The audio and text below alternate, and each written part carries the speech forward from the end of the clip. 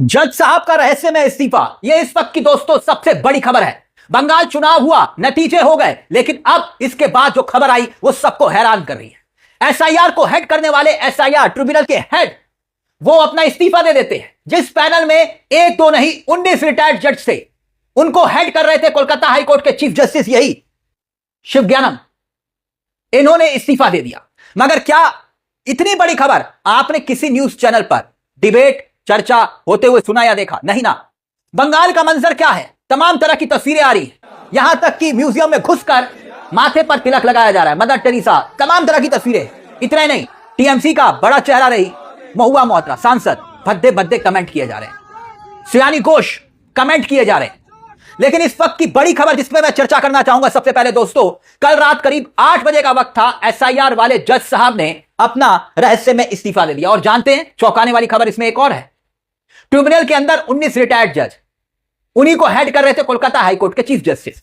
लेकिन इस्तीफा देते वक्त जानते हैं इन्होंने क्या कहा? वही कहा जो अब तक कहा जाता रहा है, वही व्यक्तिगत कारणों की वजह से मैं इस्तीफा देता हूं। अब व्यक्तिगत कारण, क्या वाकई में यह व्यक्तिगत कारण ही है या फिर वो अंतरात्मा की आवाज जिसमें 27 लाख वोटर वोट नहीं डाल पाए?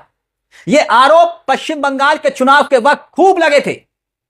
अब अंदर की खबर क्या है, यह एक अपने आप में सवाल खड़ा करती है कि आखिरकार जज साहब ने एकाएक इस्तीफा क्यों दिया। यानी जिनको न्याय देना था उन्होंने इस्तीफा दे दिया। एसआईआर के नाम पर 91 लाख लोगों के पहले नाम काटे गए, फिर उसके बाद 27 लाख लोगों का मामला देश की सबसे सर्वोच्च न्यायालय सुप्रीम कोर्ट पहुंचता है। सुप्रीम कोर्ट की तरफ से ट्रिब्यूनल का गठन होता है, और ट्रिब्यूनल का जब गठन होता है तो सर को हेड बनाया जाता है, जज साहब को, और ट्रिब्यूनल को हेड करने वाले जज साहब भी इस्तीफा दे देते हैं। तो दोस्तों बताइए कितनी बड़ी खबर है। मैंने तभी कहा, क्या इस पर कहीं चर्चा हो रही है? नहीं ना, और होगी भी नहीं, यकीन मानिए। आखिरी इंसाफ का मंजर, यानी इंसाफ देने वाला व्यक्ति ही इस्तीफा दे गया, और वो भी ठीक नतीजों के बाद। जिन 27 लाख वोटरों का जिक्र किया जा रहा था, हर विधानसभा सीट पर लगभग 30,000 वोटर कटने का जिक्र किया जा रहा था, और रहस्यमय तरीके से जिस तरह से वोटर्स काटे गए और उसके बाद जो नतीजे आए वो कई सवाल खड़े कर रहे थे। लेकिन इसी बीच कोलकाता हाईकोर्ट के पूर्व चीफ जस्टिस, उन्होंने इस्तीफा दे दिया। यह बात सब कुछ आपको सामान्य दिखाई देती है, जरा सोच कर देखिए, क्योंकि इससे पहले भी ऐसे ही बड़ी बड़ी संस्थाओं को हेड करने वाले इस्तीफा दे गए, ये कहते हुए कि व्यक्तिगत कारण। मैं आपको याद दिलाना चाहूंगा, नोटबंदी के बाद याद करिए गवर्नर उर्जित पटेल, याद आया आपको उर्जित पटेल जी? इन्होंने 10 दिसंबर 2018 को अपना कार्यकाल पूरा करना था, लेकिन उससे पहले इन्होंने इस्तीफा दे दिया। अब एक और उदाहरण, भारतीय रिजर्व बैंक के आरबीआई के पूर्व गवर्नर रघुराम रंजन, इस्तीफा दे दिया इन्होंने भी। अभी तो एक लंबी चौड़ी लिस्ट है जिस पर आप और हम चर्चा कर सकते हैं, और हर किसी ने यही दलील दी, व्यक्तिगत कारण, स्वास्थ्य कारण की वजह से हम इस्तीफा देते हैं। अब एक और उदाहरण मैं आपको याद दिलाना चाहूंगा, जगदीप धनखड़। जैसे ही मोदी सरकार की आंखों में खटकने लगे जगदीप धनखड़, उनका रहस्य में इस्तीफा हुआ, चुटकी बजाते। चौंकाने वाली खबर अब एक और आ गई कि कोलकाता हाईकोर्ट के उन्हीं पूर्व मुख्य न्यायाधीश टीएस शिवनम का इस्तीफा हो गया, जो एसआईआर ट्रिब्यूनल को लीड कर रहे थे। है ना हैरान करने वाली खबर। लेकिन आप देखिए सुकेश रंजन, कुछ और तस्वीरों पर हम आएंगे, लेकिन सुकेश रंजन बड़े पत्रकार हैं, उन्होंने क्या लिखा इसी खबर को टैग करते हुए, बंगाल का चुनाव हो गया, नतीजे आ गए, लेकिन एसआईआर का मामला ठंडा होता हुआ नहीं दिखाई दे रहा। लगता है यह लड़ाई कोर्ट में जारी रहेगी। बंगाल में वोटर लिस्ट तो नाम करीब 90 लाख लोगों के कटे, लेकिन तार्किक विसंगतियों के नाम पर जो 27 लाख नाम काटे गए वो सवालों के घेरे में है, और सवालों की जद में है चुनाव आयोग से लेकर सुप्रीम कोर्ट भी। तो उन्होंने उस खबर को टैग किया है और बताया है कि भाई अब इंसाफ कहां मिलेगा, ये एक सवाल खड़ा होता है। अब मैं आपसे एक सवाल पूछना चाहूंगा, अब आप खुद बताइए, चुनाव आयोग भारतीय जनता पार्टी के पक्ष में इस वक्त आईपीएल खेल रहा है, आईपीएल मतलब इंडियन पॉलिटिक्स लीग, यही आरोप विपक्ष लगाता है कि भैया आप बैटिंग कर रहे हैं। सुप्रीम कोर्ट सुनने को तैयार नहीं हुआ, 27 लाख लोगों का मामला पहुंचा, ट्रिब्यूनल के जज जहां यह मामला पहुंचता है वो इस्तीफा दे देते हैं। अब आप बताइए, इंसाफ, पारदर्शिता, चुनावी प्रक्रिया में सब कुछ धराशायी। यह चुनावी प्रक्रिया और लोकतंत्र का आखिरकार क्या मत, क्या मायने यहां पर दिखाई देते हैं? क्या यह सवाल नहीं खड़ा होता? न्यायमूर्ति खुद अपने पद से इस्तीफा दे देते हैं व्यक्तिगत कारण बताते हुए, और इस देश में उस पर चर्चा तक नहीं होती। और सिर्फ सवाल उन 27 लाख वोटर्स का है, अगर वो वोट डाल देते तो क्या ये आज वही तस्वीर होती जो दिखाई दे रही है? और ठीक नतीजों के बाद जज साहब इस्तीफा दे देते हैं। अब देखिए जश्न कैसे मनाया जा रहा है, कुछ और तस्वीरें मैं एक एक करके आपके सामने रखना चाहूंगा। म्यूजियम के अंदर भारतीय जनता पार्टी के कार्यकर्ता घुसे। वो तो छोड़ दीजिए, जो मारपीट हो रही है लोगों को, टीएमसी के कार्यकर्ताओं को इस वक्त जो हिंसक झड़पें हो रही, वो एक अलग मंजर है। लेकिन अब देखिए हो क्या रहा है। म्यूजियम के अंदर घुसे, मदर टेरेसा, राजा राम मोहन राय, स्वामी दयानंद, ये सब तस्वीरों पर तिलक लगाया जा रहा है, तिलक। और नारे क्या लगा रहे हैं भारतीय जनता पार्टी के जो कार्यकर्ता हैं?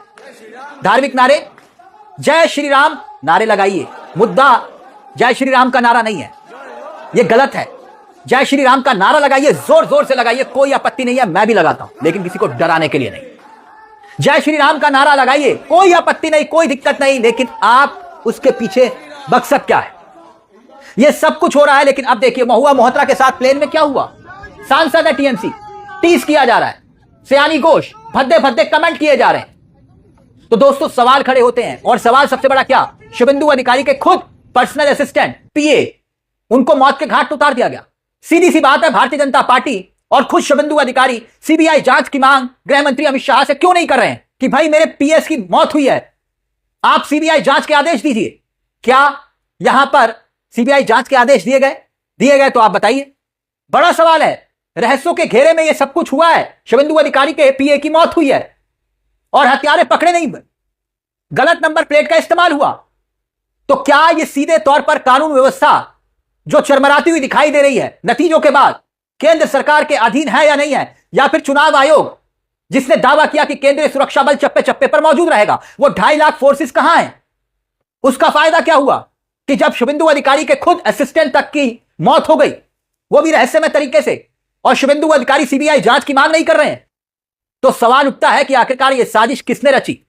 यह राजनीतिक हत्या है, और इस हत्या के पीछे तृणमूल कांग्रेस है, तो दूध का दूध और पानी का पानी होना चाहिए, वरना इसके पीछे कोई और साजिश है तो वो भी साफ होनी चाहिए।